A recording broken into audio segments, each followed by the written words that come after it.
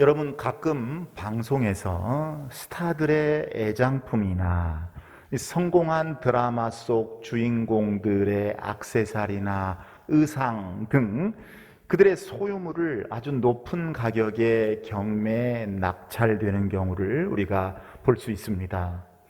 똑같은 옷인데도 누가 입었느냐에 따라, 또 똑같은 모자인데도 얼마나 히트한 드라마에서 누가 썼느냐, 또 얼마나 대박난 노래를 부를 때 입었는가 등등, 이 누가 사용했던 것이냐에 따라서 그 값이 엄청나게 차이가 나는 걸 우리가 볼 수가 있지요. 똑같은 물건이라도, 또 평범한 물건이라도 누구의 소유물이었느냐에 따라 그 가치가 엄청나게 달라지게 되는 것이지요. 그런데 하늘과 땅을 지으시고 위대하시고 온 세상 만물을 주관하시고 섭리하시고 다스리시는 분께서 오늘 본문 1절에서 말씀을 하십니다.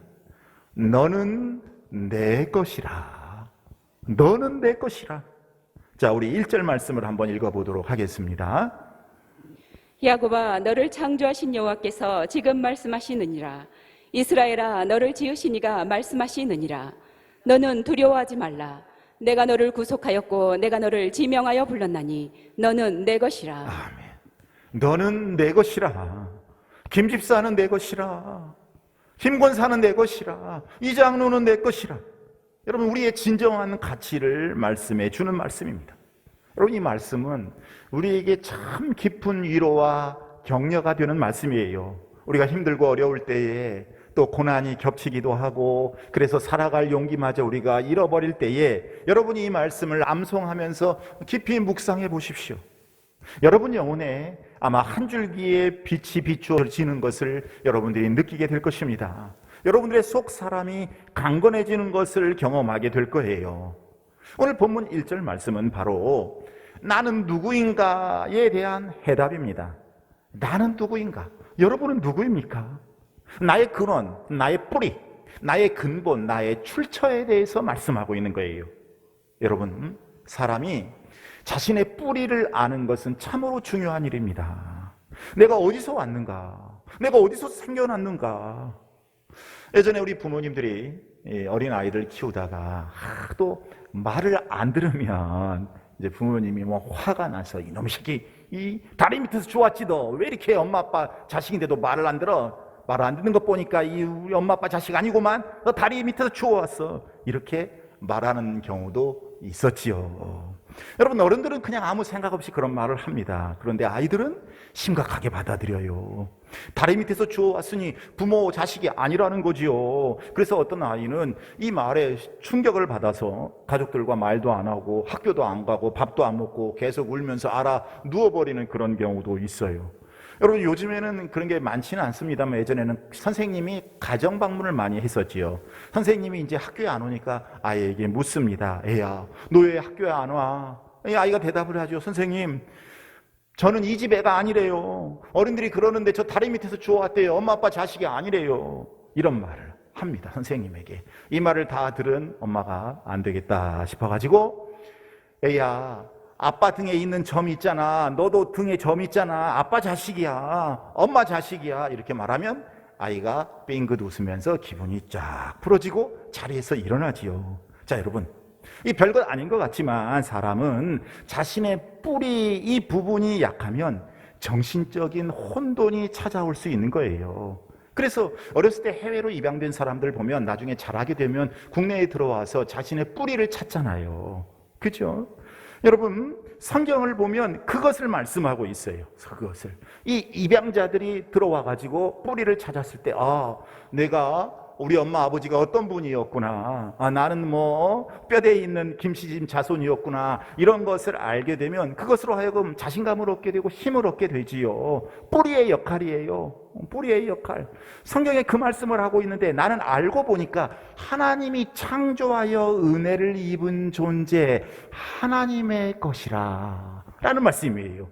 자, 1절 말씀에 야곱아, 너를 창조하신 여호와께서 지금 말씀하시느니라. 이스라엘아, 너를 지으신 이가 말씀하시느니라. 너는 두려워하지 말라. 내가 너를 구속하였고 내가 너를 지명하여 불렀나니 너는 내 것이라. 할렐루야. 여러분, 여기서 야곱, 이스라엘은요, 신약 시대로 말하면 예수 이름을 믿음으로 인해서 구원받은 우리 그리스도인들을 말합니다. 하나님의 백성들을 말해요. 자, 여러분, 이 시간에 야곱, 이스라엘, 너 대신에 자기 이름을 넣어서 한번 우리가 깊이 생각하면서 묵상하며 말씀을 한번 읽어보겠습니다. 자, 시작. 우종아, 우종이를 창조하신 여호와께서 지금 말씀하시느니라. 우종아, 우종이를 지으신 이가 말씀하시느니라. 우종이는 두려워하지 말라. 내가 우종이를 구속하였고 내가 우종이를 치명하여 불렀나니 우종이는 내 것이라. 할렐루야. 여러분, 이 말씀 우리가 온전히 이해하려면 하나님께서 이 말씀을 주신 배경을 알 필요가 있어요. 하나님께서 언제 이 말씀을 하셨는가? 주전 586년에 유다가 바벨론에 의해 멸망을 당합니다. 그리고 많은 사람들이 포로로 끌려가요. 할례받은 백성이요, 선택받은 백성이라고 하는 자부심 가지고 살았던 이 하나님의 백성들이 범죄함을 인해서 이방 나라에까지 포로로 끌려간 게 되는 것입니다. 예루살렘의 성벽은 무너졌어요. 성전은 다 불타 없어졌어요. 그 상황에서 먼 이방 나라에 포로로 끌려가게 되었으니 얼마나 마음이 착잡하고 두려웠겠습니까? 여러분, 군대 갔다 오신 분은 알겠습니다만 군대 영장 소집 통지서만 하나 날라와도 마음이 뒤숭숭하고 두려워서 잠을 이루기 어려울 때가 있는데, 이제 포로로 끌려가게 되면 언제 다시 돌아올지 모르는 거예요. 그러니 이스라엘 백성들의 마음이 참으로 극심한 두려움에 사로잡히게 됩니다. 그런데 하나님은 그 모든 것을 잃고 두렵고 떨리는 마음으로 포로의 생활을 시작하게 되는 이스라엘 백성들에게 말씀하기를, 너는 두려워하지 말라. 내가 너를 구속하였고 내가 너를 지명하여 불렀나니 너는 내 것이라. 여러분, 범죄 때문에 고통당하는 이스라엘 백성들인데 그들을 위로해 주시는 거예요. 그들이 믿음 생활 잘하고 있다가 지금 포로로 끌려가는 게 아니라 범죄한 것 때문에 하나님의 훈련과 징계로 인해 포로로 끌려가는 상황에서 하나님께서 이들에게 주시는 위로의 말씀입니다. 사랑하는 여러분, 현대의 많은 사람들은 두려움 속에 살고 있어요. 실패에 대한 두려움, 또 내일에 대한 두려움, 건강에 대한 두려움, 사업에 대한 두려움, 또 자녀에 대한 두려움. 우리 삶 속에는요, 크고 작은 두려움이 참 많이 있습니다. 그러나 우리 주님이 나와 함께 하신다는 믿음이 있다면 우리는 얼마든지 그 두려움을 이겨낼 수 있는 줄로 믿습니다. 다시 말씀드립니다. 하나님께서는 범죄한 이스라엘 백성들을 향해 주시는 이 위로의 격려의 말씀을 지금 주고 계시는 거예요. 우리가 하나님의 것이라면 우리는 두려워할 필요가 없는 것입니다. 자, 그러면 우리가 왜 두려워하지 말아야 되는가? 우리 하나님은 자상하게도 그 이유를 세세하게 말씀해 주셨어요. 첫 번째로, 하나님이 나를 창조하셨고 지으셨기 때문입니다. 나를 창조하시고 지으신 분이 누구예요? 하나님이에요. 하나님. 야곱아, 너를 창조하신 여호와께서 지금 말씀하시느니라. 이스라엘아, 너를 지으신 이가 말씀하시느니라. 너는 두려워하지 말라. 내가 너를 구속하였고 내가 너를 지명하여 불렀나니 너는 내 것이라. 여러분, 야곱과 이스라엘은 유대민족을 말하는데 아까 말씀드렸던 것처럼 신약 시대로 말하면 그리스도인들을 말합니다. 하나님의 백성들을 말해요. 저와 여러분이지요. 왜 우리가 두려워 떨 수밖에 없는 환경 속에서도 두려워할 필요가 없는가? 그것은 하나님이 나를 창조하셨고 하나님이 나를 지으셨기 때문인 줄로 믿으시기를 바랍니다. 여러분, 하나님이 나를 창조하셨고 지으셨다고 하는 말은 뭐냐?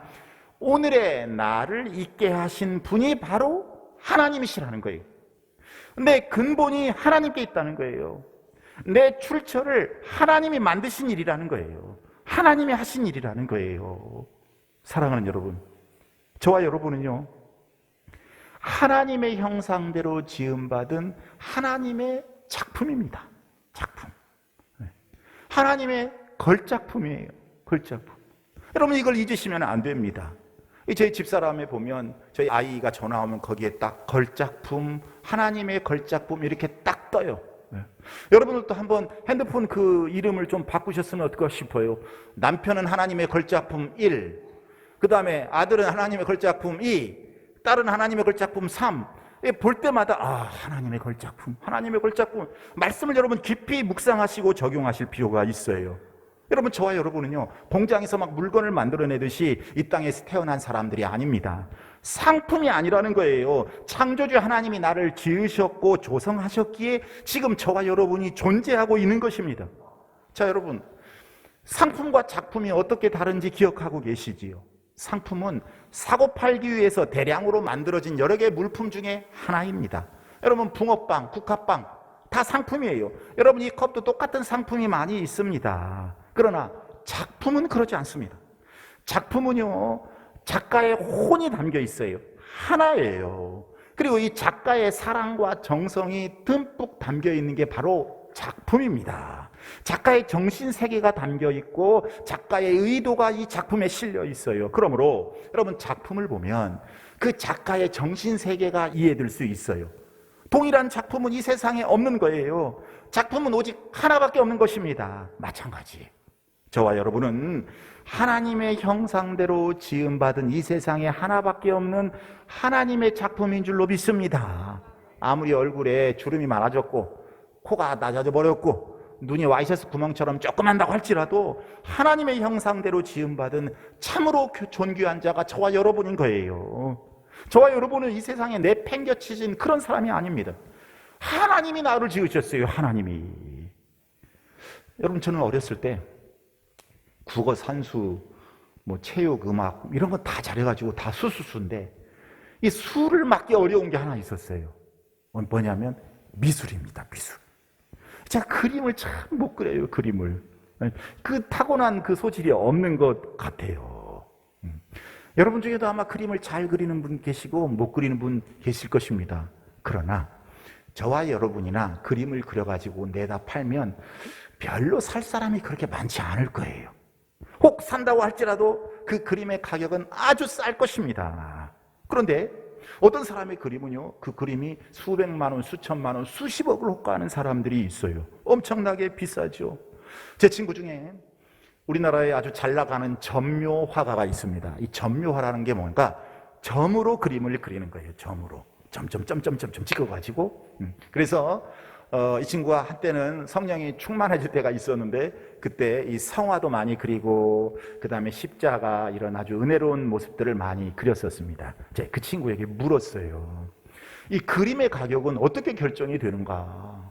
어떤 사람은 이렇게 그림이 싼데 어떤 사람은 왜 이렇게 수십억씩 비싸냐? 제가 물어봤어요. 그 예술성의 차이인가? 작품성의 차이가 있냐? 제가 물어봤더니 하는 이야기가 유명해지면 비싸대요. 예술성의 작품 차이는 별로 없대요. 유명해지면 비싸다는 거예요. 그래서 자기 그림이 많이 팔려야 된대요. 그래야 유명해지면 그 가격이 올라가게 된다는 것입니다. 자, 여러분, 이 작품의 가치는 누가 그렸느냐에 따라 달라지는 거예요. 작품의 가치는. 우리도 마찬가지입니다. 여러분의 존재 가치, 저의 존재 가치는요, 나 자신에 의해 결정되는 것이 아니라 누가 나를 지었느냐에 따라, 누가 나를 만들었느냐에 따라 달라지게 되는 거예요. 저와 여러분은 하나님께서 창조하셨고 하나님께서 지으신 작품인 줄로 믿으시기를 바랍니다. 하나님께서 친히 하나님의 형상을 따라 지으시고 여기까지 인도하셨기 때문에 저와 여러분은 이 세상의 그 어떤 존재보다 참으로 존귀한 자예요. 여러분, 이 사실을 잊어버리시면 안 돼요. 그러니까 에이씨, 나 같은 놈이, 에이, 나 같은 놈이 내 같은 인생이랑 태어나지 말걸, 이렇게 하면 여러분, 우리를 만드시고 창조하신 그 하나님에 대한 모독입니다. 모독이에요. 여러분, 자신의 존재 가치를 아는 사람은 다른 사람과 비교하지 않습니다. 많은 경우 우리 두려움이 어떻게 시작이 되는가? 비교하는 것부터 시작이 돼요. 비교하게 되면요, 열등감이 생기거든요. 그리고 자신이 경험하게 된 그 열등감 때문에 또 두려움이 생깁니다. 이런 열등감, 자기 비하, 바로 사탄의 역사예요.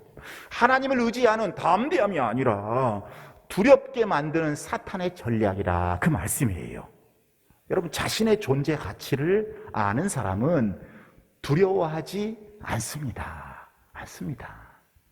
여러분의 존재 가치를 바로 아는 지혜자가 될 수 있기를 축복합니다. 두 번째로, 우리가 왜 두려워하지 말아야 되는가? 하나님이 나를 구속하셨기 때문에 두려워할 필요가 없는 거예요. 하나님이 나를 구속하셨기 때문에. 자, 우리 1절 말씀 다시 한번 읽어보겠습니다. 야곱아 너를 창조하신 여호와께서 지금 말씀하시느니라. 이스라엘아 너를 지으신 이가 말씀하시느니라. 너는 두려워하지 말라. 내가 너를 구속하였고 내가 너를 지명하여 불렀나니 너는 내 것이라. 아멘. 여러분, 구속했다 하는 말은 값을 지불하고 샀다, 그런 말이에요. 값을 지불하고 샀다. 즉 대가를 지불하고 하나님이 저와 여러분을 구원하셨다, 그 말씀입니다. 여러분, 우리의 구원은 그냥 이루어진 것이 아닙니다. 우리 예수님은 저와 여러분을 구속하시기 위해서 하늘 보좌를 버리시고 인간의 몸으로 이 땅에 오셔서 십자가에 달려 죽으심으로 우리의 죄값을 다 지불하시고 우리를 구원하셨습니다. 이 말씀을 여러분들이 너무나 자주 듣고 많이 들었기 때문에 가슴에 와 닿지를 않는 사람이 많아요. 대체 이게 뭔가 저 뻔한 소리, 다 아는 소리. 여러분, 그렇게 받아들이시면 그 하나님의 진정한 구원의 가치를 우리가 새길 수가 없습니다.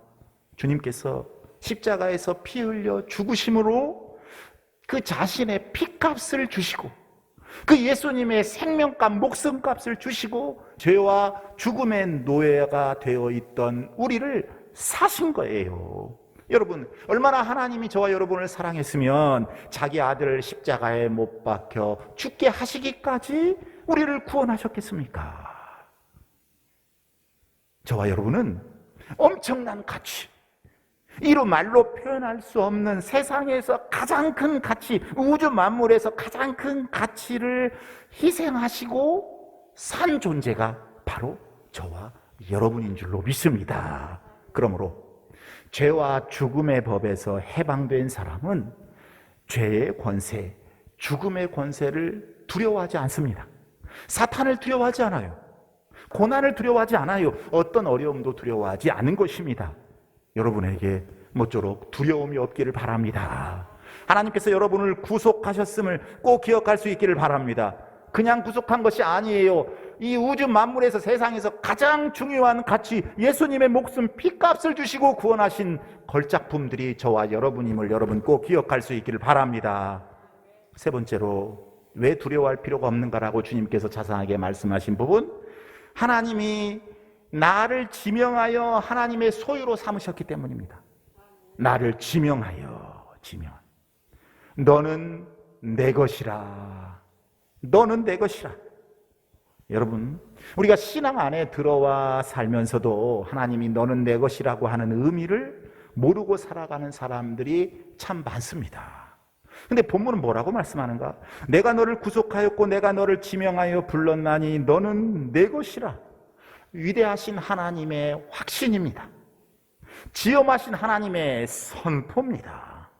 우리들이 세상에서 유축됨을 원하지 않으시는 하나님의 공표요, 우리가 자신만만하게 살아가기를 원하신 하나님의 사랑의 마음의 표현이에요.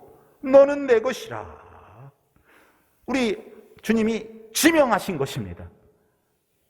아무개는 눈을 떠라. 제가 그랬잖아요, 지금 방금. 그죠? 마찬가지예요. 너는 내 것이라.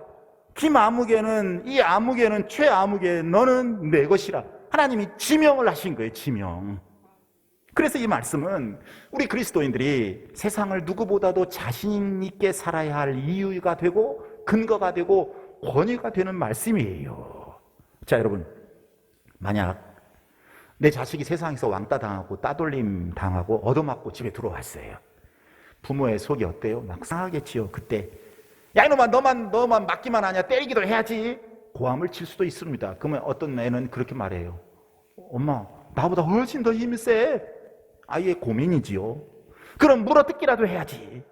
여러분, 얻어맞았다고 물어뜯어서 되겠습니까? 속이 상하니까 하는 말이지요. 여러분, 그러나 그것이 부모 마음이에요.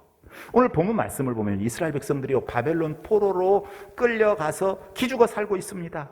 시달리고 고통당하고 눌리고, 그래서 자포자기하고 매일 한탄하면서 눈물을 흘리며 살아가는 거예요. 그 모습을 보신 하나님의 마음이 답답하고 비통합니다. 그래서 말씀합니다. 너는 누구냐? 너는 누구냐? 내가 너를 만들었고 내가 너를 구속한 너희들이 아니냐? 그런데 왜 고개만 숙이고 사느냐? 너는 내가 세운 만인 앞에서 보여주려고 선택한 내 백성인데 왜 그들 앞에서 이기기는커녕 그렇게 기죽어 사느냐? 왜 당당하지 못하느냐? 포로가 되었다고 너희가 영원한 포로냐? 포로가 되었다고 너희가 내 것이 아닌 게 아니니라. 너는 내 것이니라. 우리 하나님이 그렇게 말씀을 하시는 거예요. 사랑하는 여러분, 우리 신앙인의 삶은 기죽고 한탄하고 눈물 흘리며 살아가는 모습이 아닙니다. 자신만만해야 돼. 우리 그리스도인의 삶은 좀 의연함이 있어야 되는 거예요. 내가 누구이기 때문에? 하나님의 것이기 때문에. 왜 하나님이 너는 내 것이라 이렇게 말씀하셨는가? 그것은 지금 죄악 때문에 잠깐 훈련받고 있지만 하나님이 책임져 주신다는 거예요. 얘는 내 것, 김아무개는 내 것이니 아무도 손대지 말아라. 하나님이 공표를 해주시는 거예요. 책임져 주신다는 거예요. 또 여러분, 지명하여 불렀다는 말은 우리 주님께서 나를 구원하실 때, 그리고 나를 사랑하실 때 여러 사람 중에 한 사람이 아니라 잘 들으세요. 여러 사람 중에 한 사람이 아니라 오직 나 한 사람을 특별한 존재로 대주셨다는 말씀입니다. 자, 다른 사람도 있었으니까 주님께서 한꺼번에 싹 구원해 주셔서 나를 그 구원받은 사람 중에 한 사람으로 생각하고 취급하시는 것이 아니라 나 한 사람만 있었어도 우리 예수님께서는 십자가의 대속의 은혜를 베푸신다. 한 사람 한 사람에 대한 특별한 사랑이다. 주님과 나와의 관계는 언제나 1대1이다 하는 말씀이에요. 여러분, 1대1로 만나야 인격적인 교제가 이루어지죠. 이런 거예요. 대통령을 만난다고 할 때 여러 사람들, 예컨대 공무원 연수원을 가가지고 그때 대통령을 만났어요. 이렇게 만난 거하고 청와대에서 직접 독대해서 대통령을 만나는 거, 이게 하늘과 땅의 차이지요. 우리 주님은요, 이렇게 우리와 독대해 주신다는 거예요. 언제나 1대1로 만나 주십니다. 우리가 예배를 드릴 때도, 우리가 기도를 드릴 때도 언제나 1대1이에요. 왜 그런가? 그만큼 당신의 자녀된 우리 한 사람 한 사람이 주님에게 있어서 너무나 소중하고 특별한 존재라 하는 말씀입니다. 여러분, 그래서 성경에서 사람들의 이름을 부를 때 하나님께서 뭐라고 부르셨어요? 아담을 부를 때도 지명하셨어요. 아담아, 아담아, 네가 어디 있느냐?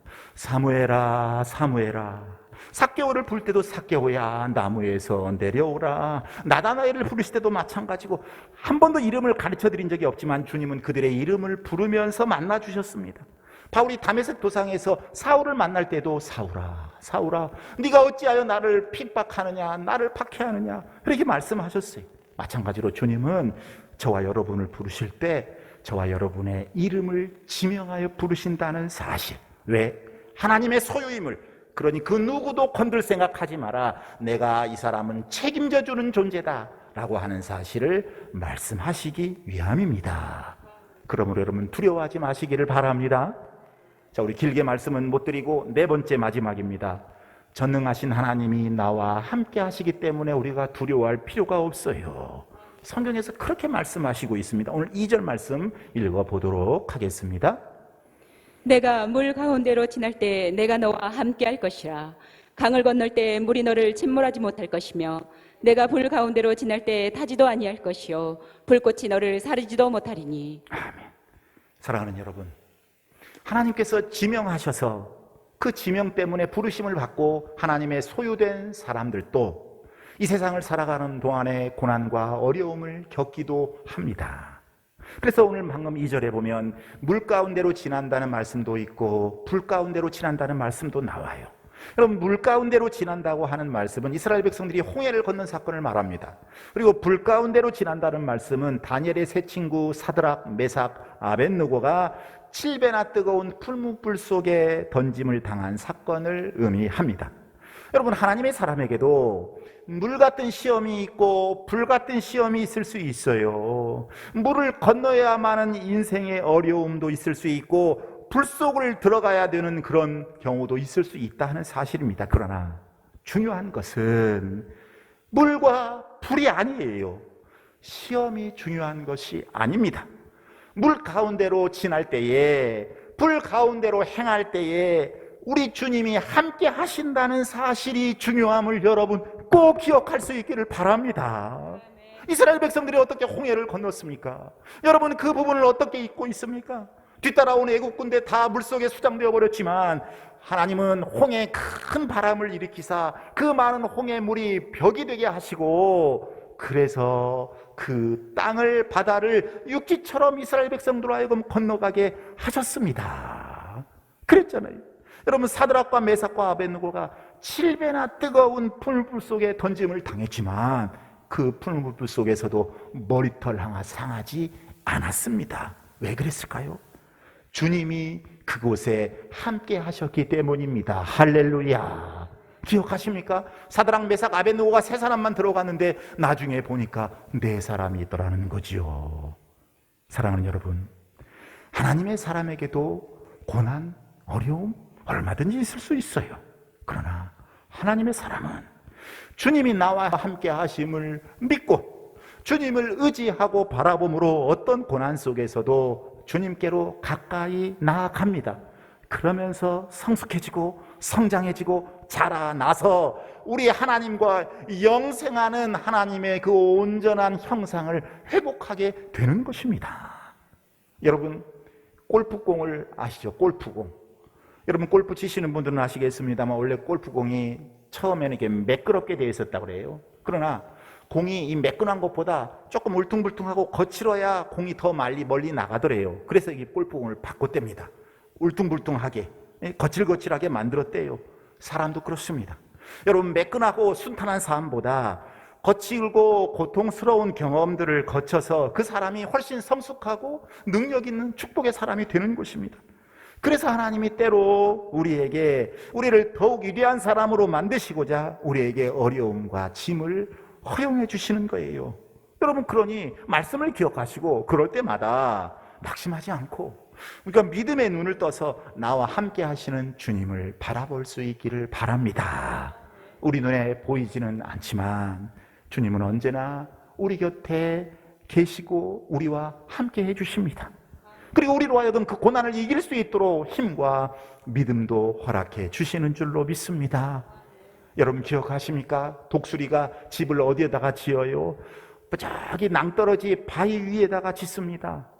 새끼가 부화하면 그 낭떠러지 위에서 날려서 훈련시키기 위함이에요. 처음에는 그냥 키우죠. 어느 정도가 되면 낭떠러지에서 밀어버립니다. 그러면 떨어지지 않기 위해서 푸드덕거리다가 이 독수리의 힘있고 위험 있는 날갯짓을 배우게 되는 거예요. 새끼들이 인정사정 없는 부모라고 그 어미를 욕할지도 모릅니다. 그런데 어미새의 그런 무자비한 훈련이 없다면 독수리 새끼는 평생 날지 못하고 혹 날더라도 참새처럼 날 수밖에 없게 될 것입니다. 하나님은 우리를 사랑하시기에 어려움도 고통도 허용하신다 하는 말씀이에요.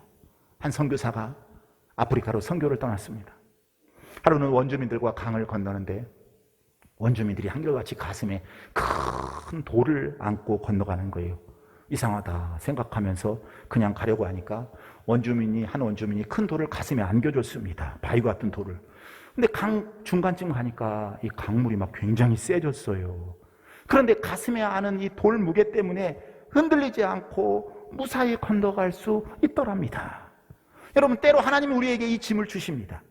그때는 사람들이 모르니까 불평할 수 있어요. 그런데 알고 보면 결국 그 돌이나 짐이나 그 무거운 날개 때문에 자신이 살아날 수 있게 되는 것입니다. 미국에 한 중년 부부가 있었습니다.